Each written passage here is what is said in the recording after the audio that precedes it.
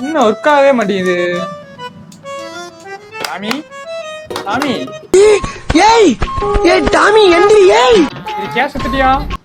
ஐயா ஓனரையா சொல்றா, என்னாச்சு? எத்தனை நாள் இதை தட்டி தட்டியே ஒர்க் ஆக வைக்கிறது? இதுக்கு ஒரு எண்டே கிடையாதா? வாங்கி நானும் பார்த்து 4 வருஷத்துக்கு மேல ஆச்சு. இதுக்கு வேற அப்கிரேடே கிடையாதா? என்னடா அப்கிரேட் பண்ணணுமா?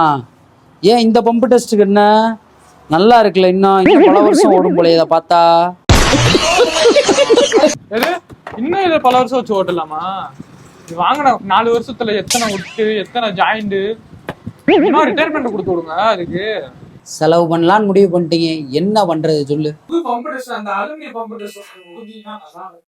ஆமா ஆயிரம் இப்பயே இந்த பாடு கொடுத்துறாங்க. இந்த தூக்கி போட்டு விளாண்டுட்டு இருக்கேன். டேய், இருந்த டூல்ல நம்ம ஆல்ரெடி வச்சிருந்ததுல பார்த்தீங்கன்னா இந்த இன்ஜெக்டர் டெஸ்டிங்கே கிடையாது.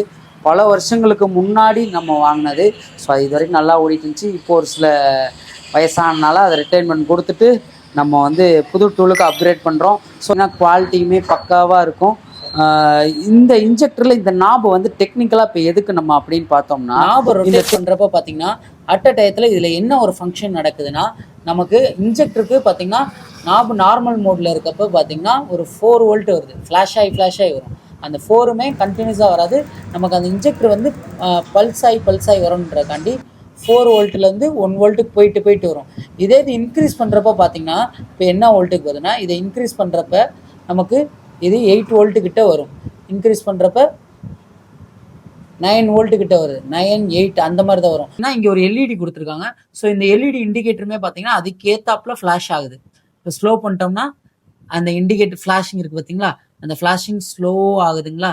இதே ஃபாஸ்ட் பண்ணோம்னா ஃபாஸ்ட் மோடுக்கு எல்இடி இண்டிகேட்டர் அந்த உள்ள இண்டிகேஷன் பார்த்தீங்கன்னா நல்ல ஒரு ஃப்ளாஷ் ஆகுது, ஸ்பீடாக ஃப்ளாஷ் ஆகுது. அட் அ டயத்தில் பார்த்தீங்கன்னா நமக்கு வோல்டேஜுமே 9 வரைக்கும் போயிட்டு வருது. ஸோ இதை நம்ம வந்து இன்ஜெக்டருக்கோட லைனில் கொடுத்து இப்படி செக் பண்ணுறோம். ஸோ இதை டெக்னிக்கலாக பார்த்தோம்னா ஒரு சேஃப்னே சொல்லலாம். இதோட ரேட் நம்ம ஃபிக்ஸ் பண்ண ரேட் என்னன்னு பார்த்தோம்னா, இப்போ நம்ம இதை 3000 கொடுக்குறோம் லான்ச்சிங் ஆஃபராக. ஸோ இதை சேலுக்கு நம்ம இப்போ கொண்டு வந்தாச்சு. கடைக்கு அப்கிரேட் பண்ணிட்டோம்.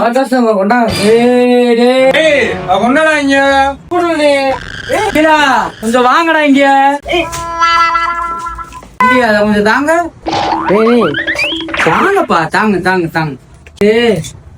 இந்தாங்க, இதே தட்டி ஓட்டுங்க, சரிங்களா?